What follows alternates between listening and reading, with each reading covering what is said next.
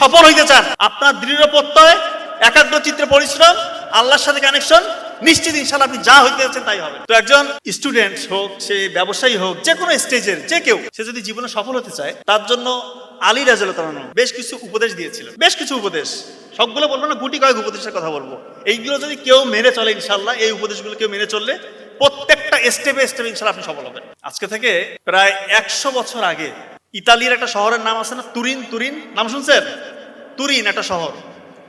তো ওই শহরের একটা মোটামুটি বড় গাড়ির কোম্পানির ভিতরে এক তরুণ প্রবেশ করছে। তো ওই তরুণকে ওইখানকার যে সিকিউরিটি গার্ড আছে, স্পেশালি রিসিপশনিস্ট, উনি আটকাই দিস। এই কোথায় যান? ছেলে বলতেছে যে আমি এই কোম্পানির ম্যানেজিং ডিরেক্টরের সাথে দেখা করব। আপনার কি কাজ ওনার সাথে? আমি একটা গাড়ির ডিজাইন তৈরি করছি, গাড়ির মডেল তৈরি করছি, একটু ওনাকে আমি দেখাতে চাই। তো এই রিসিপশনিস্ট বলতেছে, ওদিকে একটু তাকাইছে আগে ছেলেটার দিকে, দেখতেছে একটা হ্যাংলা পাতলা ছেলে, মাথায় একটা ক্যাপ, হাতে একটা ছোট্ট ব্যাগ, একদম তুচ্ছ তাচ্ছিল্য করে একটা অট্ট হাসি দিস দিয়ে বলতেছে, তোমার থেকে বড় রথী যারা এই ডিজাইনের মধ্যে বস, তারা এসে এনাকে ডিজাইন দেখাইতে পারে না, দেখাইলে কাজ হয় না। তুমি আসছো ছোকরা ছেলে, তুমি কি ডিজাইন দেখাবা? ও বলতেছে, দেখেন এই ডিজাইনটা সত্যি ইউনিক, এটা আলাদা, এটা যদি আপনারা গ্রহণ করেন, আপনাদের ম্যানেজিং ডিরেক্টরকে যদি দেখাতে পারি, আপনাদের হয়তো বা কোম্পানির চিত্রই চেঞ্জ হয়ে যেতে পারে। কিন্তু ওনার কথা শুনে নাই, ওই তরুণকে এক প্রকার ধাক্কা দিয়ে বের করে দিয়ে দরজা লাগিয়ে দিস। হতাশ হয়ে কোম্পানির বাইরে ওই ছেলেটা দাঁড়ায় আছে, কোম্পানির দিকে এক দৃষ্টিতে তাকিয়ে আছে। তাকিয়ে তাকিয়ে মনে মনে একটা কথা বলছে যে ইনশাল্লাহ আমার মেধা খাটিয়ে পরিশ্রম করে এমন জায়গায় পৌঁছাবো, এই কোম্পানির যে ওনার, সে আমার সাথে দেখা করতে আসবে। তো ওই ছেলে কিন্তু বসে থাকে নাই, একটা চিন্তা করছে, সে অনুযায়ী কাজ করছে।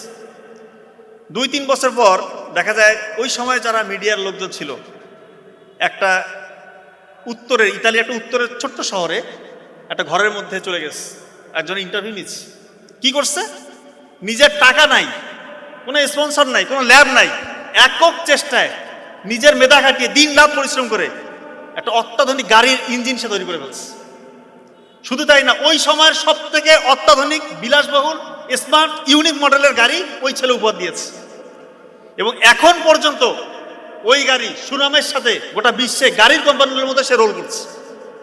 আপনারা ফেরারি গাড়ির নাম শুনছেন না? ফেরারি ফেরারি গাড়ির যে মালিক, ফাউন্ডার, আমি তার কথা বলছি, নাম এনজো ফেরারি। এবং সত্যি সত্যি উনি যে বলেছিল এই কোম্পানির মালিক হয়তো একদিন আমার সাথে দেখা করতে আসবে, সত্যিকার অর্থেই ওই যে গাড়ির কোম্পানির যে রিসিপশনিস্ট ওনাকে বের করে দিয়েছিল, ওই গাড়ির কোম্পানির মালিক, ওরা এক সময় দেখা যাচ্ছে তাদের গাড়ি ওরকম চলে না, ওনাদের মালিক গভর্নিং বডি পুরো ওনার সাথে দেখা করতে গেছে যে আপনি যদি আমাদেরকে একটু হেল্প করতেন, একটা যদি মডেল দিতেন। ওই দিন উনি বলছে, that day you pushed me out, you didn't reject me, you released the Ferrari inside me. অর্থ, আপনারা ওই দিন আমাকে বের করে দেননি, আপনারা আমাকে মুক্ত করেছেন। দেখেন, ওই ছেলে কিন্তু কিছুই ছিল না, কিন্তু নিজের মনোবল চাঙ্গা ছিল, প্রতিভা ছিল এবং কাজ করে গেছে। দেখেন, আজ পর্যন্ত ফেরারি গাড়ির নাম শুনেন এমন কেউ আছে? কিছুই ছিল না, ফেরারি গাড়ির ওনার, ফাউন্ডারের গল্প বলছে। তো আমরা অনেকেই একটু তো হাই হুতাশ করি যে আমার কিছুই নাই, পরিবারের মধ্যে টাকা পয়সার ঘাটতি, আমার এই সমস্যা সেই সমস্যা। আসলে কোনো সমস্যা হইতে পারে না। আপনি যদি সফল হইতে চান, আপনার দৃঢ় প্রত্যয়, একাগ্র চিত্রে পরিশ্রম, আল্লাহর সাথে কানেকশন, নিশ্চিত ইনশাআল্লাহ আপনি যা হইতে যাচ্ছেন তাই হবে। তো একজন স্টুডেন্ট হোক, সে ব্যবসায়ী হোক, যে কোনো স্টেজের যে কেউ, সে যদি জীবনে সফল হতে চায়, তার জন্য আলী রাদিয়াল্লাহু তাআলা বেশ কিছু উপদেশ দিয়েছিলেন। বেশ কিছু উপদেশ, সবগুলো বলবো না, গুটি কয়েক উপদেশের কথা বলবো। এইগুলো যদি কেউ মেনে চলে ইনশাআল্লাহ, এই উপদেশগুলো কেউ মেনে চললে প্রত্যেকটা স্টেপে স্টেপে ইনশাআল্লাহ আপনি সফল হবেন। এর মধ্যে একটা উপদেশ এরকম ছিল যে, যে নিজের মূল্য বুঝে না, যে নিজের মূল্য বুঝে না, সে অপমানিত হবে। হয়তো আমরা এই কথাটার অর্থ বুঝতে পারছি না। চায়নাতে এক তরুণ, ওর চাকরি করার খুব ইচ্ছা, চাকরি করবে। তো চাকরির ইন্টারভিউ দিতে যায়, সব জায়গায় শুধু রিজেক্টেড, কোথাও টিকে না। কেএফসির নাম শুনছেন? কেএফসিতে পরীক্ষা দিতে গেছে, ওইবার 24 জন পরীক্ষা দিয়েছে, 24 জন। 23 জনকে টিকাইছে, একজনকে বাদ দিচ্ছে, ওই ছেলেটাকে বাদ দিচ্ছে। পরে বলে যে একটু পুলিশে দাঁড়াই, পুলিশেও ঠিকে না। শিক্ষকতা করি, সেখানেও হয় না। কত জায়গায় যে পরীক্ষা দিচ্ছে, কোনো জায়গায় হচ্ছে না। পরে সে মন খারাপ করে একটু চিন্তা করলো যে আসলে কোন জায়গায় সমস্যা, কেন হচ্ছে না। সে পরে অনেকক্ষণ চিন্তাধারা করে দেখলো যে আসলে চাকরি আমার জন্য না, চাকরি আমার জন্য না, আমি উদ্ভাবন করতে পারি, নতুন কিছু দুনিয়াকে দিতে পারি। এবং সত্যিকার অর্থেই গোটা দুনিয়াকে সে এমন কিছু দিয়েছে যেটা এখন পর্যন্ত মানুষ স্মরণ করে। আপনার আলিবাবার নাম শুনছেন? আলিবাবা প্রতিষ্ঠাতাকে জ্যাকমার গল্প বলতেছে। দেখেন, এই জন্য জীবনে আপনারা বিভিন্ন জায়গায় হতাশ হবেন, হয়তো পরীক্ষায় ফেল করবেন। আপনাদের স্ট্রং জোন কোনটা, এটা আপনাকে বের করতে হবে। সবার জন্য কিন্তু চাকরি না। আমরা তো সবাই মনে করি শুধু বিসিএস ক্যাডার হবো, বিসিএস ক্যাডার হবো, এই চাকরি করবো, সেই চাকরি করবো। আপনার যদি স্ট্রং জোন চাকরি না হয়, চাকরি পরীক্ষা না হয়, আপনি কেন এটাতে যাবেন? আপনি আগে খুঁজে বের করেন আপনার উইকনেস কোনটা, আপনার স্ট্রং জোন কোনটা। আপনার যেটা স্ট্রং জোন, আপনি সেখানে যান, ওইখানে আপনি অনেক কিছু করতে পারবেন। আপনার হয়তো উইকনেস, আপনি চাকরি পরীক্ষাতে ভালো করতে পারবেন না, এরকম অনেকেই আছেন ট্যালেন্টেড, বাট পরীক্ষায় ভালো করে না, বা ভাইভাতে গিয়ে ঘাবড়ে যায়, ভালো করতে পারে না। আপনি হয়তো অন্য কোনো একটা স্ট্রং জোন আপনার আছে, আপনি ওইটাতে আগান। এই ভুলটা করবেন না। আপনার একজন বন্ধু বা কাছের মানুষ হয়তো বা বিশেষ কাটা হয়েছে, আপনাকে হয়তো এটা এরকম না, দুনিয়াতে অনেক কিছু করার আছে। আর সফলতা মানে শুধু চাকরি না রে ভাই, চাকরি মানে পরাধীনতা। এই কথাটা আজীবন মনে রাখবেন। চাকরি শব্দটা এসে চাকর থেকে। আমরা তো বিসিএস কাটার অফিসার, আমরা জানি চাকরি যদি করেন আপনি একটা বার্নিংসের মধ্যে থাকবেন। আর যদি নিজে উদ্ভাবক হইতে পারেন, যদি এটা চান্সেস খুব কম থাকে, ব্যবসায়ী হওয়ার সুযোগ অনেক আছে। দেখেন যে ব্যবসায়ী হওয়া যায় কিনা, এখানে আল্লাহ তাআলার বরকতও আছে, আপনার স্বাধীনতাও আছে। আপনি নিজেই বস, ওই জিহুজু করতে হবে না আপনাকে। চাকরি করবেন মানে আপনি জিহুজুর। বাড়ি থেকে বের হইলে কোথাও যাবেন ফ্যামিলি নিয়ে, আপনার ছুটি লাগবে, দরখাস্ত দাও, এই করো সেই করো, দুনিয়ার প্রটোকল দরকার আছে। দুনিয়ার মধ্যে কি আপনি এই যে বন্দি জেলখানে থাকবেন? আমি বলতেছি না চাকরি খারাপ, কোনো কিছু না করার থেকে চাকরি করা ভালো, তবে চাকরি করার থেকেও ভালো কিছু করার আছে। তো আলী রাদিয়াল্লাহু আনহু আরেকটা উপদেশ দিয়েছেন এরকম, যে কঠোর পরিশ্রম করে আল্লাহ তাআলা তার জন্য পথ খুলে দেয়। আপনারা তো অনেকে খেলা দেখেন, লিওনেল মেসির নাম তো শুনছেন। মেসি কি সেই খেলে না, মানে 1 নাম্বার প্লেয়ার দুনিয়ার বলা চলে। ছোটবেলায় কিন্তু ওর একটা রোগ ধরা পড়ে, আপনারা জানেন হয়তো, গ্রোথ হরমোন নাই, মানে সে বড় হবে না। ওরকম ওই হরমোন যদি তাকে দেওয়া না হইতো বাইরে থেকে, তার কিন্তু খেলার কোনো সুযোগই ছিল না। তো যাই হোক, ভাগ্যক্রমে বার্সেলোনার চোখ তার উপর পড়ছে, ওইখান থেকে তুলে নিয়ে গিয়ে চিকিৎসা করছে। কিন্তু তারপরও বিশ্বের মধ্যে 1 নাম্বার প্লেয়ার হবে এটা কিন্তু হওয়া সম্ভব হয়েছিল না। কিন্তু পরিশ্রম, এমন পরিশ্রম করছে, দেখেন কোন জায়গায় গেছে। আর একটা বিশ্বকাপ মনে হয় খেলবে, মনে হয় বিশ্বকাপটা নিবেও, আই ডোন্ট নো যে নিবে কিনা, তবে যেভাবে খেলতেছে মানে নিয়ে নিবে। আরেকজন কথা বলি, ক্রিস্টিয়ানো রোনালদো, ওরও অনেক ভক্তকুল আছে।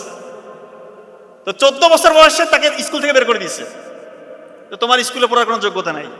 15 বছর বয়সে হার্টের একটা মেজর সমস্যা, হার্টের অপারেশন করলে ডাক্তার বলতেছে তুমি কখনোই খেলাধুলা করবা না, মানে কম্পিটিটিভ খেলা তো দূরের কথা, সাধারণ খেলাধুলা তুমি করবা না। ও বলতেছে আমি খেলবো। যেই সেই খেলা, ওর পরিশ্রমের লেভেল আপনি জানেন কোন পরিশ্রম করতো? ভোরবেলা উঠে পরিশ্রম করে। এমনি দুনিয়ার 1 নাম্বার প্লেয়ার, 1-2 নাম্বারের মধ্যে সেও তো আছে। 40 বছর বয়স ছুঁই এখনো খেলতেছে। কবে যে থামবে আল্লাহ ভালো জানে। তো যে পরিশ্রম করবে তাকে কিন্তু আল্লাহ তাআলা অবশ্যই পথ দেখাবে। উসাইন বোল্ট দুনিয়ার 1 নাম্বার, কি সবথেকে দ্রুততম মানব না? তার মেরুদণ্ডের হাড় কিন্তু বাঁকা, এটা হয়তো অনেকে জানেন কি জানেন আমি জানি না। সে যখন স্টার্টিং ব্লকে দাঁড়ায় দৌড় দেওয়ার জন্য, তার কোমরে ব্যথা শুরু হয়, দৌড়াবে কি? ডাক্তার বলতেছে তোমার জন্য দৌড় প্রতিযোগিতা নয়, তুমি অন্য কিছু করো। ওর এতই মনোবল চাঙ্গা, সে বলতেছে আমি দৌড়াবো। শুধু দৌড়াবো তাই না, দুনিয়ার মধ্যে 1 নাম্বার দ্রুততম আমি হবো, এতটাই কনফিডেন্স লেভেল এবং এত পরিশ্রমী। দেখেন দৌড়, আমি তার কয়েকটা দেখছি দৌড়ার আগেই উদযাপন শুরু। দৌড় মানে প্রতিযোগিতা শুরু হয়েছে তার আগেই উদযাপন। অন্যরা তো এমনি ভয় পেয়ে যাবে, কি রে ভাই প্রতিযোগিতা শুরুর আগে উদযাপন, এবং আসলে সে প্রতিটা প্রতিযোগিতায় ফার্স্ট হয়ে যায়। তো এই জন্যই পরিশ্রম করলে আপনি যে ধর্মেরই হন, যে লেভেলেরই হন, পরিশ্রম করেন অবশ্যই সফল হতে হবেন আপনি। এখন বিষয় হচ্ছে এখানে বেশিরভাগ ক্যান্ডিডেটের মনের আশা হচ্ছে বিসিএস কাটার হওয়া, আমি যতদূর বুঝি। তো বিসিএস এ কিন্তু পরীক্ষা দেয় 4-5 লাখ, এর মধ্যে হবে 2-2.5 হাজার 3 হাজার। এখানে শুধু পরিশ্রম করলে কিন্তু হবে না, একটু বুদ্ধি খাটাতে হবে, একটু বুদ্ধি খাটিয়ে চলতে হবে। পরিশ্রম করে 5 লাখ কিন্তু আর পরিশ্রমী স্টুডেন্ট না, অনেকে আছে এমনি পরীক্ষা দেয়, কিন্তু 50,000 40-50,000 স্টুডেন্ট আছে খুব ভালো পরিশ্রমী। এদের মধ্যে থেকে টপ 2000 এর মধ্যে আপনি যদি যেতে চান, আপনাকে একটু সায়েন্টিফিক ওয়েতে আগাইতে হবে। যেমন আমি একটা কথা বলি, এই কথাগুলো অনেকবার বলেছি। আপনি যদি ভোরবেলা 4 ঘন্টা পড়েন, আর একজন স্টুডেন্ট আপনার রাতের বেলা 4 ঘন্টা পড়তেছে, আপনি তার থেকে 20-30 গুণ আগায় গেলেন, 20-30 গুণ, অথচ কোয়ান্টিটিটা কিন্তু সেম। ও 4 ঘন্টা পড়ছে, আপনিও 4 ঘন্টা পড়ছেন, সে রাতে পড়ছে, আপনি ভোরবেলা পড়ছেন, পার্থক্য দেখেন তৈরি হয়ে গেল। একজন কোনো রিভিশন দেওয়া দেই নাই, আর আপনি প্রতিদিন আগের পড়াগুলো রিভিশন দিয়ে এরপর নতুন পড়া পড়তেছেন, আপনি তার থেকে বহুগুণ আগায় গেলেন। একজন প্রতি ঘন্টার মধ্যে অন্তত 20 মিনিট পরে 10 মিনিট রেস্ট দিচ্ছে, আর একজন টানা পড়তেছে, আপনি তার থেকে আগে গেলেন। আমার বড় ভাই ডক্টর নাবিল বলছেন না, নীল কলমে লিখতে, নীল কলমে যেটা লিখবেন ওইটা দীর্ঘমেয়াদী স্মৃতি সেন্টারে গিয়ে রিজার্ভ হবে। আর একজন কালো কলমে লিখতেছে বা লিখতেছেই না, তো যে লিখতেছে না আর আপনি লিখতেছেন, আবার নীল কলমে লিখতেছেন, আপনি সায়েন্টিফিক হয়তো আগাচ্ছেন, তা আপনার সাথে তো ওর একটা পার্থক্য, ভিজিবল পার্থক্য হয়ে গেল। বেশিরভাগ স্টুডেন্ট দেখবেন রাত জাগে, এই ভুলটা করবেন না। রাত জাগলে আপনার দেখবেন যে আপনি যে রাত জাগলেন ভরে উঠলো, তার থেকে আপনি বহুগুণ পিছিয়ে গেলেন। আর রাত যে জাগে কি করে ভাই? পড়ালেখা করে, গবেষণা করে নাকি? বেশিরভাগ এই যে স্ক্রল, এই টিকটক, ইনস্টাগ্রাম, রিলস, এগুলো বানানো হয়েছে আপনার মস্তিষ্ক যেন 5 সেকেন্ডের মধ্যে সীমাবদ্ধ থাকে। আপনার যে মানে চিন্তা চেতনা, ফোকাসিং পাওয়ার 5 সেকেন্ডের বেশি আপনি যেন ফোকাস কোথাও দিতে না পারেন, এই জন্য এটা তৈরি করছে। দেখেন না এখন সবাই অধৈর্য, একটা কিছু আসছে দেখছে, ঠাস করে পরেরটাতে গেল, কোথায় যাচ্ছে সে নিজেও জানে না। ব্রেন এভাবে হাইপার অ্যাক্টিভ হয়ে গেছে। এখন এই ব্রেন নিয়ে যখন আপনি বিসিএস এর মতো পড়ায় যাবেন বা কোনো গবেষণার জন্য পড়ায় যাবেন, ওইখানে হিউজ পড়া থেকে আপনার তো মাথা খারাপ। আপনার ব্রেন তো হয়ে গেছে শর্ট টার্ম, 5 সেকেন্ডের মধ্যে আপনি শেষ, আপনার ফোকাস আর থাকে না, কনসেন্ট্রেশন থাকে না। তো সেই জায়গা থেকে এত হিউজ পড়া আপনি কিভাবে পড়বেন? দয়া করে এই জিনিসগুলো করবেন না, আনইউজুয়াল স্ক্রল করবেন না। আচ্ছা, এরপরে যে উপদেশটা উনি দিয়েছেন আলী রাদিয়াল্লাহু আনহু, যে কোনো পরিস্থিতিতে কাজ চালিয়ে যেতে হবে। এক্ষেত্রে একটা চমৎকার গল্প বলি আপনাদেরকে। আজকে থেকে প্রায় 1000 বছর আগে মিশরের এক দুর্ধর্ষ কঠোর শাসক ও ইচ্ছা প্রকাশ করছে যে নীল নদে নাকি বাদ দিবে। আরে নীল নদ, এটা কি সেই নীল নদ? এটা কি যেই নদী নাকি? পৃথিবীর দ্বিতীয় দীর্ঘতম নদী, আফ্রিকা মহাদেশের দীর্ঘতম নদী, যেটাকে রাসূলুল্লাহ সাল্লাল্লাহু আলাইহি ওয়াসাল্লাম বলতেছে জান্নাতি নদী। এইটা মিশরীয় সভ্যতা যেটার উপর গড়ে উঠছে, এর গভীরতা অন্যরকম। এখনো অনেকে মাপতে পারে না এটা কোন জায়গায়, এটার উৎস কোথায়, এখনো বিজ্ঞানীরা দ্বিধাদ্বন্দ্বে থাকে তো সত্যিকার উৎস কোথায়। অনেকে বলে ইথিওপিয়ার কোনো একটা পাহাড় থেকে, অনেকে বলে উগান্ডা থেকে, একজন এক এক কথা বলে। সত্যিকার যে উৎস কথাটা কেউ জানে না। ওই শাসক নাকি নীল নদের মধ্যে একটা বাদ দিবে, দিয়ে নাকি সেচ করবে, কৃষি কাজ করবে 1000 বছর আগে। তো ইচ্ছা পোষণ করছে, এখন ইচ্ছা প্রকাশ করছে, তার যে উপদেষ্টা মণ্ডলী আছে এটাকে বাস্তবায়ন করতে হবে, যে খুঁজো কোথায় আছে দুনিয়া, খুঁজতে ওই সময় সব থেকে যে জ্ঞানী ব্যক্তি, ইরাকের বাসরা শহরের নাম শুনছেন? বাসরা শহর ইরাকের, ওই শহরের একজন জ্ঞানী ব্যক্তির সন্ধান পেয়েছে। ওনাকে বলছে যে এরকম একটা প্রকল্প নিচ্ছে আমাদের শাসক, আপনি করতে পারবেন? বলতেছে হ্যাঁ, আমি মনে হচ্ছে আমি পারবো। ওনাকে নিয়ে আসছে রাজদরবারে।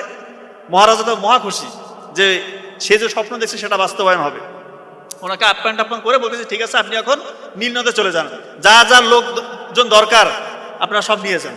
উনি লোকজন নিয়ে নীল নদে গিয়ে গবেষণা করে দেখতেছে আসলে এই কাজ হবার নয়। ওই সময় যে প্রযুক্তি, যে এক্সিস্টিং প্রযুক্তি ছিল, এটা দিয়ে নীল নদে বাদ দেওয়া সম্ভব না।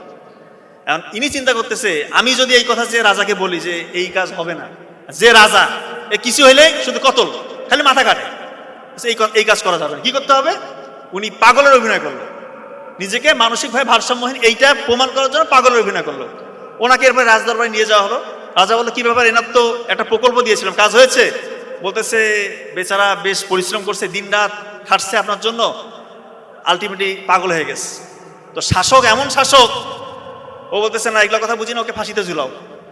সবাই তো হতবা, কি ব্যাপার, এটা কেমন রাজা?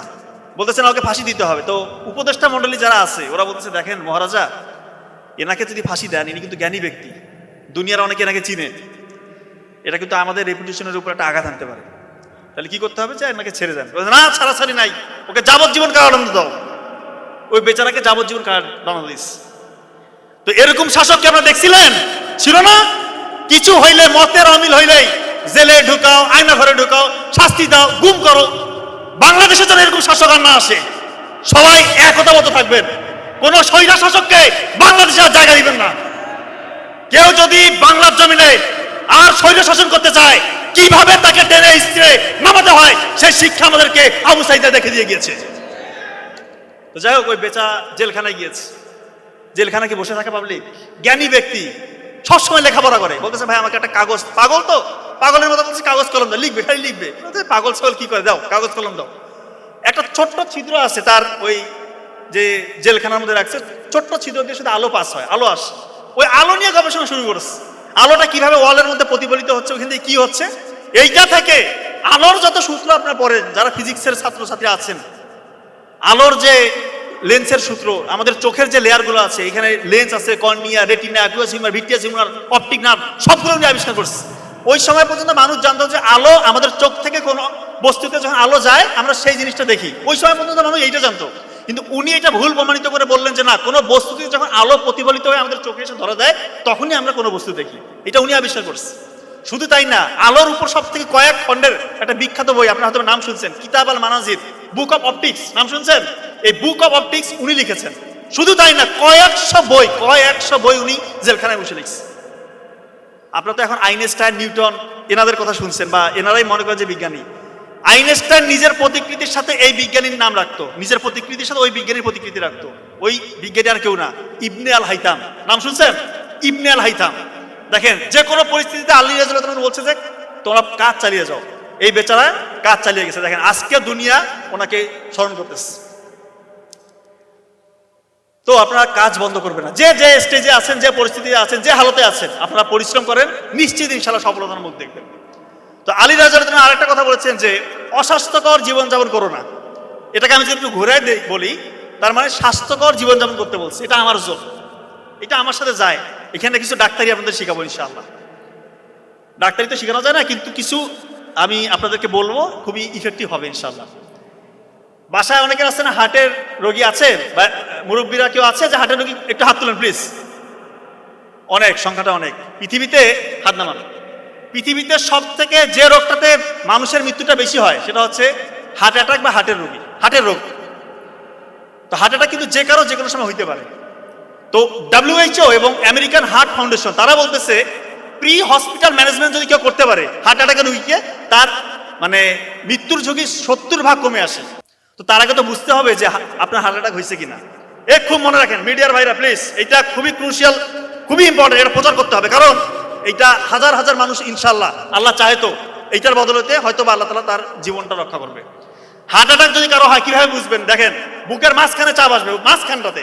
অনেকে মনে করেন বুকের বাম পাশে মনে হয় চাপ, না, বুকের মাঝখানে ব্যথা বা চাপ, এমন চাপ যদি 20 কেজি ওজনের একটা পাথর আপনার বুকে চাপা দিই তাহলে কেমন ওজন লাগবে? ভারী লাগবে না?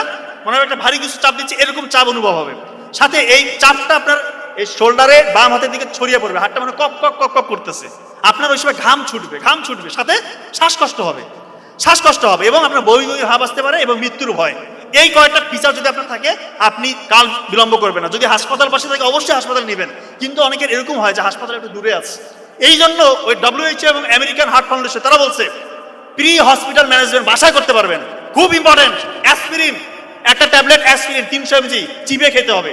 অ্যাসপিরিন চিবিয়ে খেতে হবে, ইনশাআল্লাহ তার 50% মৃত্যুর ঝুঁকি কমে আসলো। নাইট্রোগ্লিসারিন একটা হচ্ছে স্প্রে পাওয়া যায়, নাইট্রোগ্লিসারিন মার্কেটে বিভিন্ন নামে আছে, ওইটা জিহ্বার নিচে 2 চাপ দিতে হবে। আর একটা হচ্ছে অ্যাটরভাস্টাটিন গ্রুপের যে কোনো একটা ওষুধ 40 mg খাইতে হবে। আল্লাহ চাহে তো তার মৃত্যুর ঝুঁকি ইনশাআল্লাহ আপনি 70-80% বাসার মধ্যে কমাই দিলেন, এরপর দ্রুত হাসপাতালে নিয়ে যেতে হবে। এটা প্রচার হবে সামনে, অবশ্যই আপনারা বারবার দেখে নেবেন।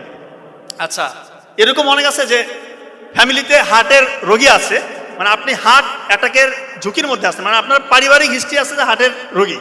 সেক্ষেত্রে আপনার কখনোই ইটোরিকক্সিব জাতীয় ব্যথার ওষুধ খাবেন না। ইটোরিকক্সিব, আপনার এই ওষুধটাকে টরি নামে জানেন অনেকে, টরি, অনেকে কেনা দাঁত ব্যথা হচ্ছে টরি খাও বা ইটোরিক্স খাও। কখনো হার্টের রোগী বা হার্টের পরিবারে কারো হার্টের সমস্যা আছে, আপনারা এই টরি বা ইটোরিক্স মানে ইটোরিকক্সিব গ্রুপের ওষুধ কখনোই খাবেন না। এটা কিন্তু হার্টের অ্যাটাক হয়ে যেতে পারে, আল্লাহ মাফ করুন। কখনোই ব্যথার ওষুধ এইভাবে খাওয়া উচিত না। আর কিডনির রোগীরা বা কিডনির ফ্যামিলি হিস্ট্রি আছে কিডনি, কখনোই ডাইক্লোফেনাক বা কিটোরোলাক জাতীয় ওষুধ কখনো নিজে আপনারা এই ওষুধটা খেতে যাবেন না। এটা কিন্তু কিডনির যে ফিল্টারিং পাওয়ার এটা কমে যেতে পারে, দেখবেন যে কিডনি ফেল করতে পারে। আমাদের বাড়ির পাশে এক মেয়ের বিয়ে হয়েছে, পেট ব্যথা হয়েছে, ওইখানে একদম মানে গ্রামের দিকে তো ডাক্তার ছিল না, ওই লোকাল যে হচ্ছে হাতুড়ি ডাক্তার, ওদের মাধ্যমে সে ওই যে কিটোরোলাক ডাইক্লোফেনাক এগুলা ইঞ্জেকশন দিয়ে 2-3 দিনের মধ্যে তার কিডনি ফেল করে, রংপুর মেডিকেলে ডায়ালিসিস করে, আলটিমেটলি সে মৃত্যুবরণ করে, মাত্র 18-19 বছর বয়স। এই জন্য এই রিস্কটা কখনোই নেবেন না। যে কোনো ব্যথার ওষুধ খাওয়ার আগে অবশ্যই ডাক্তার দেখাবেন। এখানে এমন কেউ আছে যে চুল পড়ে যাচ্ছে, চুল, ওরে আল্লাহ, এটা একটু ক্যামেরা প্লিজ, ক্যামেরা। আচ্ছা নামান, হাতগুলো নামান। যাদের চুল পড়ে যাচ্ছে আমি বলি একটা টোটকা দিয়ে যাচ্ছি ইনশাল্লাহ, এটা খুবই ইফেক্টিভ, এভিডেন্স বেসড। 7টা উপাদান 7টা উপাদান। মহাদেশ কয়টা? 7টা উপাদান মনে রাখেন। কালো জিরা দানা রাতের বেলা 1 গ্লাস পানিতে সবগুলো হাফ চামচ করে মিশাবেন। 1 গ্লাস পানি সবগুলো হাফ চামচ করে মিশাবেন। কালো জিরা দানা, হলুদের গুঁড়ো, মেথি দানা, তিসি দানা, লং, দারচিনি, 6টা হইলো। সকালবেলা আবার ওইখানে মধু মিশাবেন, সবগুলো কি হাফ চামচ করে। এইটা যদি কেউ খেতে পারে ইনশাল্লাহ তার চুল পড়া অনেকটাই কমবে, তার ত্বক উজ্জ্বল হবে, তার নখের ভঙ্গুরতা কমে আসবে। আর একটা অ্যাপ্লাই করতে পারেন যাদের চুল খুবই পড়ে যাচ্ছে, মানে আটকাতে পারতেছেন না, তারা কি করবেন? খাঁটি নারকেল তেলে এই তিসি দানা, মেথি দানা আর কালো জিরা এটা একটু 5 মিনিট ভেজে নিয়ে ওইটা একটু ছেঁকে নেবেন। ছেঁকে নিয়ে যে নির্যাসটা থাকে অর্থাৎ তেলটা থাকে ওইটা চুলের করে সপ্তাহে 2-3 দিন ম্যাসাজ করবেন। ম্যাসাজ করে 10 মিনিটের মধ্যে ম্যাসাজ করে 1 ঘন্টা রেখে দিয়ে শ্যাম্পু করে ফেলবেন। ইনশাআল্লাহ আপনার চুল পড়া অনেকটা কমে আসবে। আপনার সাপ্লিমেন্ট খাইতে হবে না, বেশি টাকা পয়সা খরচ করার দরকার নেই। আরেকটা উপাদান আছে আমলকির রস আর জবা ফুলের রস। এই রসটা মিশ্রণ করে যদি চুলের গোড়ায় কেউ ম্যাসাজ করে সপ্তাহে 2 দিন, তারও চুল পড়া কমে আসবে। গ্যাসের সমস্যা আছে, গ্যাস এই যে অনেক নামান। আপনার সকালবেলা খালি পেটে 1 গ্লাস লেবু পানি খাবেন। লেবু পানি অনেকে বলেন এটা তো অ্যাসিডিক, সাইট্রিক অ্যাসিড আছে, এইটা আবার কিভাবে আমার অ্যাসিডিটি কমাবে? লেবু পানিটা যখন খাবেন এটা গিয়ে অ্যালকালাইন হয়ে যাবে, পেটের ভিতরে গিয়ে অ্যালকালাইন হবে এবং এটা আমাদের লিভার থেকে আমাদের যেটা হজমে যেটা সহায়ক ভূমিকা পালন করে সেটা হচ্ছে পিত্তরস, ওইটা ক্ষরণ বাড়ায় দেয়। আলটিমেটলি আপনার সুন্দর হজম হবে, গ্যাসগুলোকে ছোট ছোট টুকরা করবে, আপনার গ্যাসের সমস্যা অনেকটা কেটে যাবে। আর যাদের আইবিএস এর সমস্যার সাথে গ্যাসের সমস্যা, আইবিএস এর সমস্যা অনেকে ভুগতেছে। আইবিএসটা হচ্ছে অনেকের দেখবেন কনস্টিপেশন হয়, অনেকের ডায়রিয়া হয়। তো যাদের এরকম আইবিএস এর সমস্যা তারা অবশ্যই জিরা পানি খাবেন। রাতে 1 গ্লাস পানিতে 1 চামচ জিরা ভিজিয়ে রেখে ওইটা ছেঁকে নিয়ে শুধু পানিটা পান করবেন। কারণ এই জিরার মধ্যে রয়েছে থাইমোনল এবং এইটা কিন্তু অ্যান্টি ইনফ্লামেটরি এজেন্ট রয়েছে। যাদের আইবিএস হয় তাদের কিন্তু পেট ব্যথা থাকে, একটু দেখা যায় পেটটা চিনচিন করে, একটু গ্যাসের সমস্যা হয়। যেহেতু এটা অ্যান্টি ইনফ্লামেটরি এজেন্ট রয়েছে, এটা আপনার দেখা যায় ইনফ্লামেশনটা কমাবে। এবং যেহেতু আইবিএসে আপনার কখনো দেখা যায় ডায়রিয়া, কখনো কনস্টিপেশন, অর্থাৎ আপনার মোটিলিটি ঠিকঠাক থাকে না, মোটিলিটি কখনো বেশি হয়ে যায়, কখনো ধীরগতি হয়ে যায়। তো এই জিরা পানিটা আপনার মোটিলিটিটা স্বাভাবিক রাখবে এবং বড় বড় যে গ্যাসগুলো আছে এই গ্যাসের কণাগুলোকে ছোট ছোট কণায় ভেঙে ওটাকে বের করে দিবে এবং আমাদের স্টোমাক থেকে লাইপেস, অ্যামাইলেস, বিভিন্ন যে হজমের যে এনজাইমগুলো এগুলো রিলিজিং মানে সিক্রেশনটা বাড়ায় দেয়। তার মানে জিরা পানিটা আপনারা খাবেন। অনেকগুলো উপদেশ বলেছি, এটা একটু মেনে চলার চেষ্টা করবেন। আর সর্বোপরি যেটা বলি, কখনোই রাত জাগবেন না। রাত জাগলে মেয়েদের হরমোনাল ইমব্যালেন্স হয়। বারবার বলতেছি, ছেলেদেরও হরমোনাল ইমব্যালেন্স, মেয়েদেরও হরমোনাল ইমব্যালেন্স। এই যে এখন এত বেশি ইনফার্টিলিটি রোগী পাচ্ছি, মেয়েরা বিয়ের পর বাচ্চা ধারণ করতে পারতেছে না, বন্ধ হয়ে যাচ্ছে, এর অন্যতম একটি মূল কারণ হচ্ছে রাত জাগা, সাথে fast food, fatty food, sugar জাতীয় খাবার খাওয়া। অনেকে একটু অলস জীবনযাপন করে, এটা করবেন না। এটা করলে দেখা যায় নিজেরই ক্ষতি হবে, আলটিমেটলি বিয়ের পরে অনেকের ইনফার্টিলিটি ডেভেলপ করতে পারে। এই জন্য রাত জাগাটা ছেলে মেয়ে সবার জন্যই খারাপ। আচ্ছা, যে কথায় এসেছি, উনি বলেছে অস্বাস্থ্যকর জীবনযাপন করা যাবে না। আলী রাদিয়াল্লাহু কথায় আছে, তার মানে আমাদেরকে স্বাস্থ্যসম্মত জীবনযাপন করতে হবে। এরপরে উনি যে কথাটা বলেছেন যে অলসতা হচ্ছে মানুষের জীবনের জন্য সব থেকে শত্রু, মানে বড় শত্রু হচ্ছে অলসতা। তো এটা আমরা সবাই জানি যে অলস মস্তিষ্ক শয়তানের কারখানা। ইউরোপের একজন সব থেকে ট্যালেন্টেড, ওই সময়ের বিস্ময় বলদ ছিল, মানে এত ট্যালেন্টেড, তাকে তুলনা করা হচ্ছে যে এই ছেলেটা ভবিষ্যতে আইনস্টাইন হবে। কিন্তু তার মধ্যে একটা সমস্যা ছিল, সে প্রোক্রাস্টিনেশনে ভুগত। অর্থাৎ আজকের কাজ, দিনের কাজ দিনে করতো না। সে বলতো আজকের কাজটা আমি কালকে করবো, পরশু দিন করবো, ফেলায় রাখতো, অলস জীবনযাপন করতো। রাতে দেখা যাচ্ছে ঘুমটা আগে ঘুমাচ্ছে না, ভোরবেলা পর্যন্ত সে জেগে আছে, দিনের রুটিনটা ফলো করতেছে না। সে এক কথায় অলস জীবনযাপন করতো। আলটিমেটলি এই ছেলে আইনস্টাইনের দূরের কথা একটা ছোট চাকরিও জোগাড় করতে পারেনি। ওই ছেলের নাম হচ্ছে ওয়াল্টার ওয়ার্নার। ইউরোপে এখনো ওই ছেলেটাকে স্মরণ করে, কিন্তু খারাপভাবে স্মরণ করে, ভিলেন আকারে। এত মেধা থাকা সত্ত্বেও সে একটা চাকরি জোগাড় করতে পারেনি। কারণ কি? সে পরিশ্রমী ছিল না, সে অলস জীবনযাপন করছে। আমাদের বেশিরভাগ ছেলেমেয়েরা সময়ের গুরুত্ব দেয় না। ভাই, পৃথিবীতে এমন কেউ নাই যে সফল হয়েছে দুনিয়াতে আপনারা যাদের নাম উচ্চারণ করেন, যাদেরকে স্মরণ করেন, এমন কেউ নাই যে সময়ের মূল্য দেয় না। অযথা সময় নষ্ট করবেন না, আনইউজুয়াল ফ্রেন্ডদের সাথে মিশবেন না। আপনি 5 জনের সাথে মিশতেছেন, ওই 5 জনের গড়পড়তা হচ্ছে আপনি যাদের সাথে মিশেন তাদের গড়পড়তা হচ্ছে আপনি হয়তো খুব হাই অ্যাম্বিশন রাখেন যে আমি বিশেষ ক্যাডার হবো বা উদ্ভাবক হবো, কিন্তু আপনি যার সাথে ঘুরতেছেন ওর কোনো মানে দেখা যায় যে কোনো ভীষণই নাই। সে সারাদিন জুয়া খেলতেছে মোবাইলের মধ্যে, বা মানে আনইউজুয়াল অ্যাক্টিভিটিস করতেছে। তার মধ্যে দেখবে যে সে সবসময় শুধু নেগেটিভ কথা বলে, হ্যাঁ আমাদের দ্বারা কি চাকরি হয় নাকি, মানে নেগেটিভ কথা বলে, নেগেটিভ চিন্তা করে, আনইউজুয়াল অ্যাক্টিভিটিসের মধ্যে জড়িয়ে আছে। এরকম ফ্রেন্ড সার্কেলকে ডিলিট করেন নিজের ভালোর জন্য। সত্যিকার অর্থে ভালো ভালো বন্ধুদের সাথে মিশেন, আপনার জীবন বদলে যাবে। এরপরে যে উপদেশটা উনি দিয়েছেন, যে যেটা বলেছেন আপনারা নিশ্চয়ই একটা গল্প শুনেছেন, যে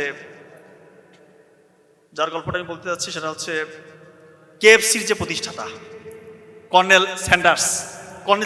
65 বছর বয়স, 65 বছর বয়সে গিয়ে উনি বলতেছে আমি জীবনে কিছুই করি নাই, এখন কিছু করতে হবে। জীবনে কিছুই করি না, এখন করতে হবে। কি করতে হবে? আমি কোনটা পারি? বলতেছে আমি খুব ভালো চিকেন ফ্রাই করতে পারি। কিন্তু দাঁড়ে দাঁড়ে যাচ্ছে, সকল রেস্টুরেন্টের কাছে যাচ্ছে, সবাই রিজেক্ট করে দিচ্ছে, বলতেছে না তোমার এই কেএফসি মানে এই হচ্ছে চিকেন খাওয়ার মতো না, অযোগ্য। 1001 জায়গায় গেছে, সবাই রিজেক্ট করে দিচ্ছে। অনেকে বলতেছে যে আপনার এই সময় নাতিপুতির সাথে সময় কাটাবেন, বাসায় একটু খেলাধুলা করবেন তাদের সাথে, এগুলো কি শুরু করছেন? কিন্তু উনি হাল ছাড়ে নাই, আলটিমেটলি কেএফসি প্রতিষ্ঠা করে দেখা দিয়েছে। 65 বছর বয়স, তার মানে হাল ছাড়া যাবে না, হাল ছাড়া যাবে না। আরেকটা বিষয় হচ্ছে জ্ঞান অর্জন করতে বলেছেন। আলী রাদিয়াল্লাহু তাআলা বলছে জ্ঞান অর্জন করো, জ্ঞান অর্জন করে তুমি অনেক উঁচু হবা। তো জ্ঞান অর্জন করলে যে আসলে উঁচু হয় এরকম উদাহরণ অসংখ্য আছে। আপনারা ইবনে সিনার নাম শুনেছেন। ইবনে সিনা মেডিকেল সায়েন্সের কথা আসলেই যার নাম আমাদেরকে নিতে হয়। উনি কিন্তু খুব গরিব ঘরে জন্মগ্রহণ করেছিলেন, খুব গরিব ঘরে, ছোটবেলা থেকেই খুব পড়ার প্রতি নেশা। কিন্তু বাবাকে বলতো বাবা বই এনে দাও, বাবার ওই ক্ষমতা নাই, বই যে এনে দিবে ওই ক্ষমতা নাই। উনি পরে পাশে যে মসজিদের লাইব্রেরি আছে ওইখানে মোমবাতির আলোতে পড়তেন, দিনরাত পড়তেন। এত স্টাডির প্রতি তার আগ্রহ, এত পড়ালেখা করতেন। এবং ওনার যে বই, লেখা বই ক্যানন অফ মেডিসিন, 600 বছর ইউরোপের মেডিকেল স্টুডেন্টদেরকে পড়ানো হইতো। এবং এখনো আপনারা জানেন ইবনে সিনার নাম আমি তো বারবার বলছি, মেডিকেল সায়েন্সের নাম আসলেই ওনার নাম অতপ্রতভাবে জড়িত। তার মানে কেউ যদি জ্ঞান অর্জন করে সত্যিকার অর্থে আল্লাহ তাআলা তার সম্মান বাড়িয়ে দেয়। উনি আরেকটা কথা বলেছেন আলী রাদিয়াল্লাহু তাআলা, যে এটা খুবই গুরুত্বপূর্ণ, এটা বলে আমি শেষ করব। তোমরা নফসকে কন্ট্রোল করো, নফসকে কন্ট্রোল করো, চোখের হারাম থেকে নিজেকে রক্ষা করো।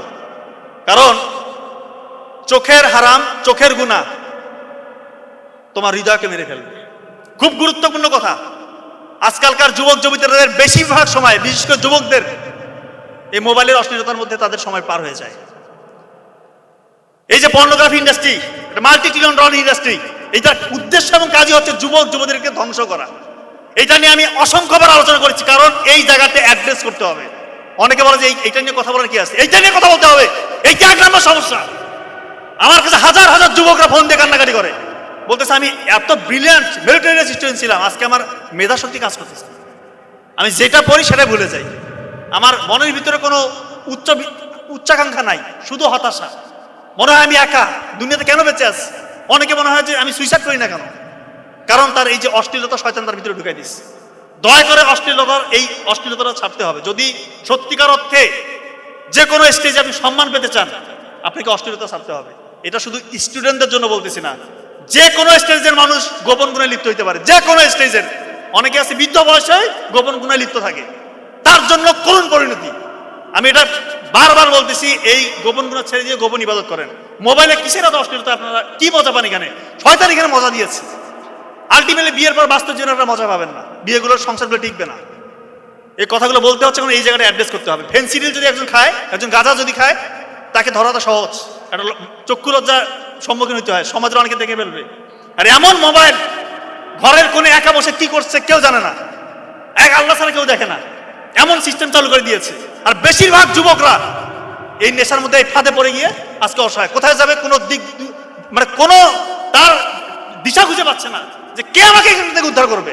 আমি বলতেছি আপনারা চোখের পানি ফেলে তাহাজ্জুদের সালাত আদায় করে আল্লাহর কাছে চান, আল্লাহ তাআলা ইনশাআল্লাহ আপনার গুনাহগুলো মাফ করে দিবে, আপনাকে সব সম্মানিত করবে।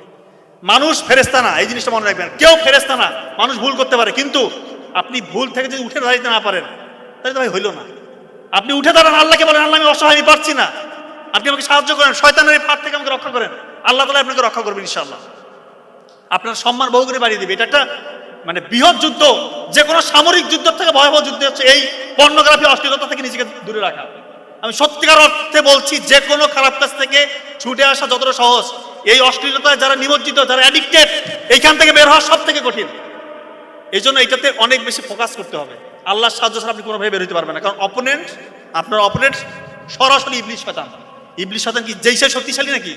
ওই আমেরিকা ইসরায়েলের সাথে পারতেছে না, আর ইবলিস শয়তান হচ্ছে তাদের আব্বার আব্বা, এত শক্তিধর। তো তার সাথে পারবেন এমনি, মানে এমনি রাত হইলে তো আপনাদের মাথা খারাপ হয়ে যায়। এই জন্য বলতেছি এটা ছাড়েন, আল্লাহ তাআলা সম্মান বাড়াই দিবে ইনশাআল্লাহ। আর একটা কাজ করলে নিশ্চিত পতন, মা বাবার সাথে বেয়াদবি। এই কথা আমি বারবার সকল প্রোগ্রামে বলবো, কারণ মা বাবাকে ফেলে রাখছেন। আমার এক পেশেন্ট কিছুদিন আগে ফোন দিয়ে কান্না শুরু করছে, 60 বছরের এক ভদ্র মহিলা। বললাম, মা আপনি কান্না করছেন কেন? বলতেছে, বাবা আমার 2 ছেলে 1 মেয়ে, মেয়ের বিয়ে দিয়েছি, বড় ছেলে আমেরিকায় আছে, ছোট ছেলে একটা ভালো চাকরি করে। আপনাদের আঙ্কেল মানে আমার হাজবেন্ড 5 বছর আগে মারা গেছে। এখন আমি একা থাকি, ঢাকার একটা বাসায় উনি একা থাকে। বলতেছে, বাবা আমার রাতে ঘুম আসে না, মনে হয় আমার ছেলেটা যদি আমাকে একটু জায়গা দিত।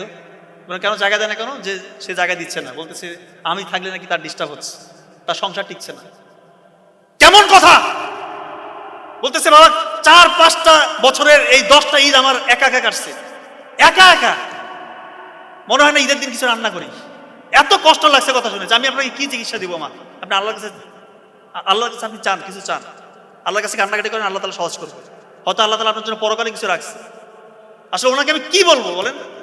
এরকম কুলাঙ্গার সংসার, এরকম কুলাঙ্গার সন্তান যেন কারো পরিবারে জন্ম না হয়। ওটা কুলাঙ্গার সন্তান, এরকম সন্তান আমরা হতে চাই না। আর একটা কথা বলি, অনেক মাদেরও সমস্যা আছে। মারা যখন শাশুড়ি হয়ে যায়, তার বৌমাকে মনে করে সে মনে হয় অপোনেন্ট, শত্রু। এইটা করা যাবে না। এই যে মিডিয়া প্রচার হবে, আমি বলতেছি মায়েরা আপনারা দয়া করে যখন আপনার ছেলের বিয়ে দিবেন, আপনার ছেলের বউকে নিজের মেয়ে মনে করেন, তাকে আঁকলে ধরেন, সে আপনাকে অবশ্যই ভালোবাসবে। আপনার ছেলেকে বলেন, বাবা তুমি তো তোমার বউকে নিয়ে মাঝে মাঝে ঘুরতে যাও, আপনি তাকে বলে দিবেন। আপনার ছেলে অথবা তার আপনার বৌমার জন্য একটা শাড়ি নিয়ে আসতে, বলো বাবা আরো 2টা শাড়ি নিয়ে আস।